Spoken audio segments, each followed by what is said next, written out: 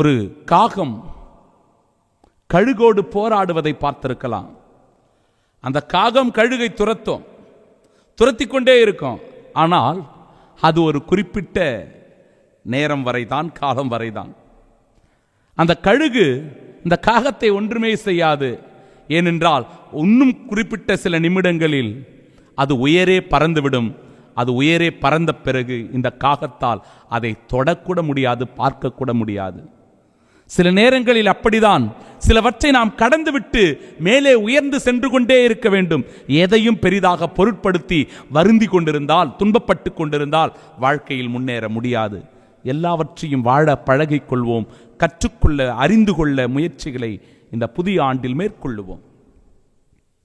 நான்காவதாக, ரோமையருக்கு எழுதிய திருமடல் 12வது அதிகாரம் 10வது இறை வார்த்தை, உறவுகளை வளர்ப்போம். இந்த உலகத்தில் நாம் வாழ்வதே உறவுகளுக்காகத்தான்.